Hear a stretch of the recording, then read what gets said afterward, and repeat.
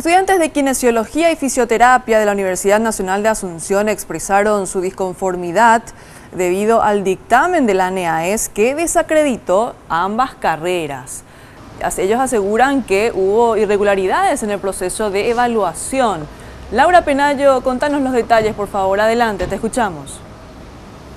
Sí, los alumnos hablan de varias falencias tanto a nivel interno de la Facultad de Ciencias Médicas como por parte de la ANEAES. Ellos nos contaban que ya hace un año las autoridades de ANEAES llegaban a hacer las verificaciones. 4 meses después se emite un dictamen en la cual se declara que las carreras de kinesiología y fisioterapia no estaban acreditadas. Ellos no toman conocimiento y recién se enteran esta semana leyendo el informe que según ellos tiene varias contradicciones y también hablan de conflictos de intereses entre los evaluadores de la ANEAES. Pero escuchemos más detalles acerca de las denuncias que tienen ellos acerca de esta evaluación de la boca de Tomás Gavilán, presidente del Centro de Estudiantes.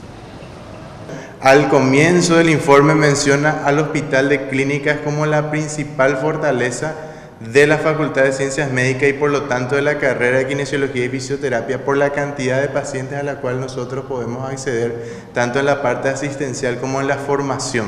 En otra parte del informe lo marca como una debilidad de que nosotros estemos dentro del hospital. Entonces hay ciertas incongruencias. También habla de proyecto académico en una parte como una debilidad y en otra parte habla como una fortaleza.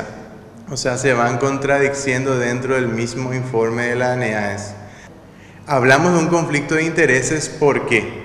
Porque los que vinieron a evaluarnos son parte de universidades privadas que básicamente son competencia dentro del campo laboral de la Universidad Nacional de Asunción. A nuestro parecer, los evaluadores tenían que haber sido todos extranjeros. Y ahora el Centro de Estudiantes se declara en asamblea permanente el lunes. Ellos se reúnen nuevamente y van a pedir el informe completo a las autoridades de la Facultad de Ciencias Médicas y van a pedir también una revisión nueva a la ANEAES.